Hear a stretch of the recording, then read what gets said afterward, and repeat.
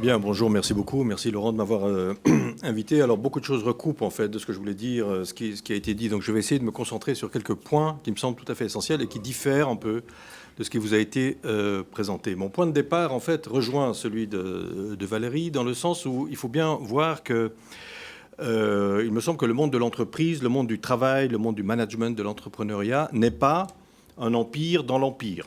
Je veux dire que ce n'est pas quelque chose d'isolé du monde. Tout au contraire, ce monde-là s'intègre parfaitement dans un système beaucoup plus vaste qui est le système numérique d'aujourd'hui. Et il me semble que si on veut avoir une perspective un peu critique sur le monde numérique, il ne faut pas fragmenter les différents mondes, c'est-à-dire prendre le monde du travail à part, le monde de la médecine à part, le monde de l'enseignement à part, etc., etc. Parce qu'à ce moment-là, on a une tendance à résoudre les problèmes, au fond, d'une manière technique, etc. Pour avoir une vision critique, il faut avoir une vision globale. Je dirais même qu'il n'y a de vision critique que s'il y a une vision globale. Par conséquent, il faut partir, et voilà une chose que j'aimerais souligner, de la caractéristique fondamentale du monde digital, du monde numérique dans lequel nous vivons. On a tendance à dire... Et là, je m'inscris un peu en faux face à la présentation de Valérie, tu vas voir tout de suite pourquoi. On a tendance à dire qu'au fond, le numérique n'est que la pointe d'une évolution qui a existé de tout temps. Et c'est vrai. Si on dit, comme tu l'as dit, que l'homme est un animal technique, ce que je crois fondamentalement, si vous voulez, la preuve, c'est que les paléontologues, quand ils trouvent des ossements, la preuve la plus sûre que c'est des ossements humains, c'est qu'on trouve à côté de la pierre taillée de silex. Donc on trouve un outil. Donc l'homme est un animal technique. Et s'il n'était pas technique, il n'est pas homme. Avant d'avoir été technique, il n'est pas homme, il est encore singe. Bon, ça, la paléontologie nous l'a montré. Donc pour dire que l'homme est un animal technique. Mais en disant que l'homme est un animal technique et le numérique est au fond la pointe extrême la pointe la plus avancée de cette technicité, au fond, on banalise le numérique. Et moi, j'aimerais montrer au contraire que le numérique a quelque chose de tout à fait inédit. Ce qu'il faut bien comprendre dans le système numérique dans son ensemble, c'est que le système numérique fonctionne sur une double finalité. Dans nos outils numériques, et là je parle très concrètement de nos iPhones, smartphones et autres dispositifs, il y a une double finalité. Il y a premièrement la finalité pour laquelle vous utilisez simplement ces dispositifs, c'est-à-dire c'est la finalité de l'outil. Par exemple, vous avez des applications météo, c'est un outil pour lire la météo, comme le thermomètre était un outil pour aller voir la température. De ce point de vue-là, il est incontestable que nos applications météo, par exemple, remplissent cette fonction, et ils la remplissent bien, et ils la remplissent même de manière beaucoup plus agréable, plus pratique, etc. Mais il y a une deuxième finalité qui traverse ces outils, c'est celle qui alimente, c'est la finalité du système. C'est la finalité qui alimente le système, c'est-à-dire toute la finalité qui est alimentée par l'extraction de données. Si vous voulez, ce qu'il faut donc, au fond, la caractéristique du numérique, pour le dire en une formule, c'est de dire que les usages, les outils dont nous faisons usage, les outils numériques dont nous faisons usage, ne sont pas faits pour l'usage qu'on en fait. Je m'explique. Ils ne sont pas faits pour l'usage qu'on en fait. Je m'explique. L'exemple meilleur que je puisse donner, c'est Facebook. Facebook, on l'utilise comme moyen d'archivage, de communication, de rencontre, de retrouvailles, de mobilisation, etc. Ça, c'est sa dimension d'outil. C'est à ça qu'on l'utilise. Donc, c'est un outil qui nous sert à ça. Mais vous savez très bien que Facebook n'est pas coté à 500 milliards en bourse pour archiver la dernière photo de notre sushi. Mais... Pourquoi ? Parce que c'est un immense réservoir de données. C'est pour ça que c'est fait. En fait, il est fait maintenant, même si à l'origine, ce n'était pas dans les premières semaines, comme le montre le film sur Zuckerberg, dans les premières semaines, ce n'était pas comme ça, mais très vite, c'est devenu un gigantesque appareil d'extraction de données. Et en fait, Facebook est fait pour ça. Donc c'est pour ça que je dis que la caractéristique fondamentale des outils numériques, c'est qu'ils ne sont pas faits pour l'usage qu'on en fait. Il y a une double finalité. Il y a celle qu'on utilise en tant qu'outil, pour accomplir une certaine tâche, et les outils numériques le font, et ils le font très bien.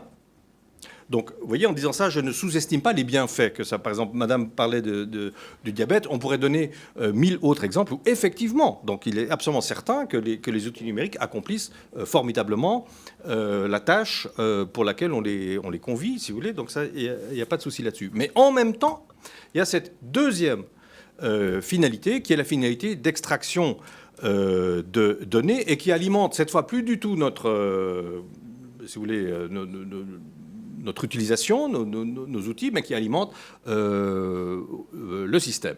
D'accord ? Le système, le ventre mou, si vous voulez, des big data. Et donc, voilà qui me semble absolument unique et inédit, plus exactement, dans l'histoire de l'humanité, donc dans l'histoire de la technique. C'est la première fois dans l'histoire de la technique qu'on fabrique des outils qui ne sont pas faits pour l'usage qu'on en fait. C'est-à-dire qui ne sont pas faits pour l'usage que les utilisateurs en fond. Vous voyez, quand on a un marteau, une voiture, un téléviseur, c'est fait pour ce pourquoi on l'achète, planter des clous, etc. Là, non. Là, il y a cette espèce de gigantesque siphonnage d'extraction des données, et tout le système, le sang du système, si vous voulez, c'est l'extraction de données.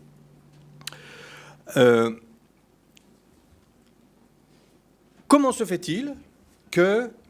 Je vais un peu vite, là, le temps m'y contraint, mais comment se fait-il que, au fond, ce système à double finalité ait autant de succès et étendu ces 10 dernières années, 20 dernières années, si facilement, 10 dernières années en fait, et étendu si facilement son emprise? C'est là qu'on entre dans le cœur, si vous voulez, du système, dans le cœur du fonctionnement du système. Pour le dire vite, je crois que l'élément fondamental, en fait, qui a fait que le numérique s'est répandu, s'est étendu et s'est emparé, en fait, de nos existences, quasiment, c'est que c'est formidablement pratique. C'est formidablement pratique. Et donc, encore une fois, je souligne que ces outils sont pratiques, donc accomplissent vraiment la tâche objective, si vous voulez, la finalité objective pour laquelle ils sont destinés, mesurer la glycémie, nous transporter par GPS, que sais-je, tous les exemples qu'on a en tête. Ça veut dire quoi? Et c'est là qu'on touche au cœur anthropologique, me semble-t-il, puisque au fond c'est ça le sujet de cette matinée qu'avait fixé Laurent, c'est-à-dire quel type de société vivons-nous? Qu'est-ce que ça veut dire qu'on trouve ces outils pratiques? Qu'est-ce que ça veut dire être pratique, au fond? Être pratique. Être pratique, en réalité, vous voyez, dans la relation instrumentale, moyen-fin, c'est-à-dire un acteur, vous et moi, un jeu qui utilise comme moyen un outil pour accomplir une certaine fin, ce qui est la structure fondamentale, si vous voulez, de tout outil. Dans cette structure, moyen-fin, le pratique, au fond, est la dimension subjective, le pôle subjectif de cette relation instrumentale. C'est-à-dire ce qui est pratique, c'est ce qui convient, au fond, à nous, à notre psychisme, à ce qui est intuitif, comme on dit. Les appareils user-friendly, c'est des appareils dont on dit aussi qu'ils sont intuitifs. Ça veut dire qu'ils prolongent assez naturellement notre corps, nos capacités, nos potentialités. Donc il se trouve dans une espèce de... Ces outils, en quelque sorte, prolongent notre psychisme. Ce qui fait d'ailleurs on a quand même beaucoup de peine à s'en passer. Particulièrement les adolescents n'est-ce pas, ont beaucoup de peine à s'en passer parce que c'est en quelque sorte une sorte de prolongement d'eux-mêmes. Donc c'est ça, être pratique, c'est non seulement... Donc dans le pratique, il y a deux aspects. Il y a l'aspect de réaliser. Il faut que ça soit pratique pour la fin considérée, objectivement, pour ce pourquoi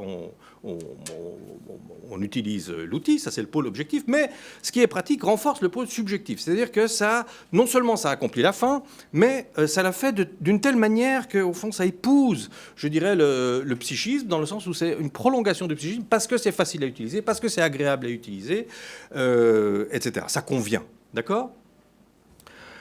Ça veut dire que notre attachement, en réalité, notre attachement à ces outils numériques, dans la vie quotidienne, etc., notre attachement à ces outils numériques, il est fondamentalement libidinal. Libidinal.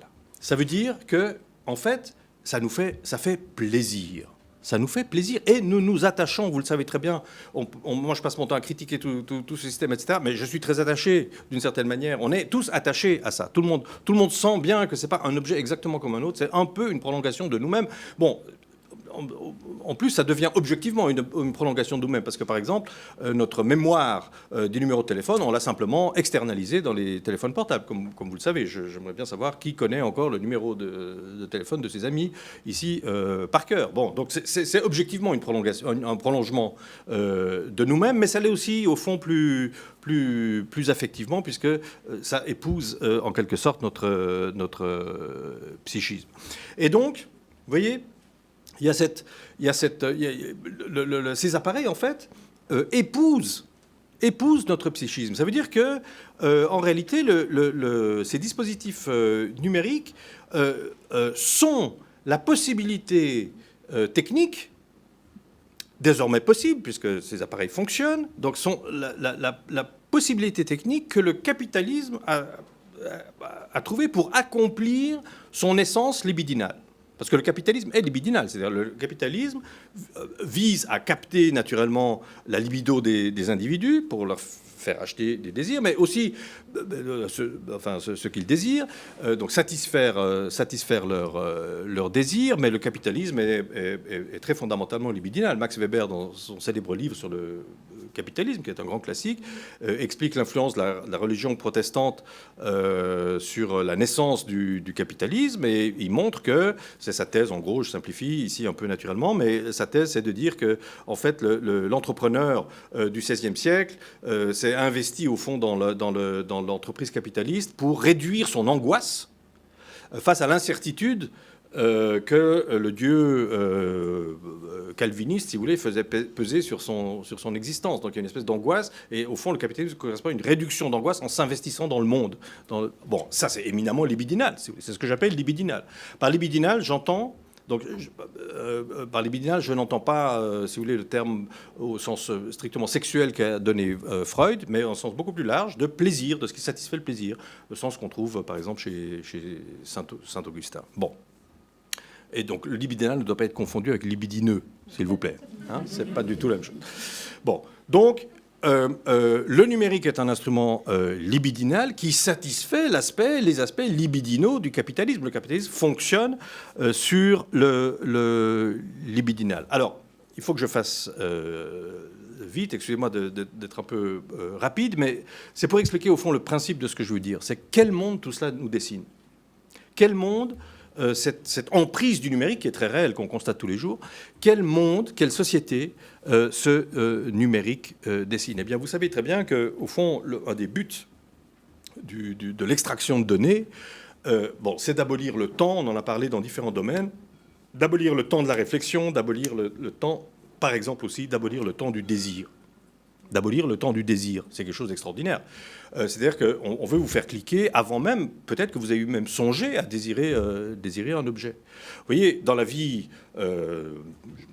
normale, j'allais dire non numérique, bon, le désir, c'est quelque chose qui a une épaisseur, qui a une historicité, qu'on travaille. Le désir d'une personne ou le désir d'un objet, où vous savez bien qu'on hésite, on s'interroge, on dort mal, on hésite etc. On se trompe, on apprend de ses erreurs. Il y a toute cette épaisseur du désir. Bon, toute cette épaisseur historique, au fond, du désir, le système numérique, au fond, veut l'abolir le plus possible. C'est-à-dire que vous ayez le moins de temps possible pour réfléchir, le moins de temps possible pour hésiter, le moins de temps possible pour douter de ceci ou de cela, mais on veut vous faire cliquer immédiatement. Alors ça se voit dans plein de domaines, mais essentiellement évidemment dans le domaine de la consommation. Vous savez bien que maintenant avec la géolocalisation par exemple, si vous vous promenez dans un centre commercial, vous pouvez recevoir des notifications comme quoi le vin que vous cherchiez il y a 2 semaines, il est là, vous trouverez une paire de chaussures qui est susceptible de vous plaire, etc. C'est ça. Donc on veut abolir en fait ce temps du désir. Alors dans mes termes, qu'est-ce que ça veut dire? Ça veut dire qu'en réalité, on veut d'une certaine manière automatiser le désir. Donc justement, au lieu de le rendre au lieu de le garder, au lieu de le cultiver, sa réflexivité, de cultiver sa temporalité, etc., on veut l'abolir, donc on veut d'une certaine manière l'automatiser. C'est la machine qui vous impose, en quelque sorte, un désir. Et en même temps, le problème, c'est que ça marche quand même relativement bien. Pourquoi ? Parce que c'est éminemment libidinal. N'est-ce pas ? Donc ça satisfait. En fait, la machine, au fond, nous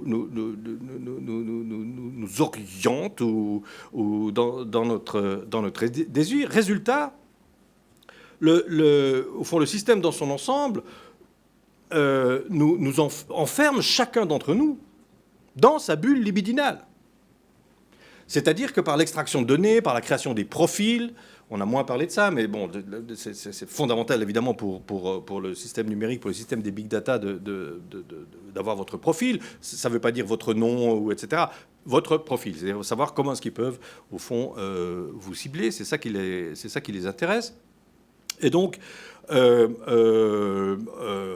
par récapitulation de tout ce que vous avez fait, on vous enferme dans la bulle libidinale, précisément de ce que vous avez déjà fait. C'est une récapitulation. Donc, en fait, la proposition qu'on vous fait, cliquez ici, achetez ceci, etc., c'est une récapitulation de votre passé. Ou, avec les sites de recommandation, une récapitulation de ce que les autres ont fait. C'est-à-dire, on dit, ben voilà, tant de gens ont aimé ceci, donc vous devez entrer là-dedans. Donc, c'est à chaque fois une automatisation, en quelque sorte, du désir et un enfermement dans une bulle libidinale.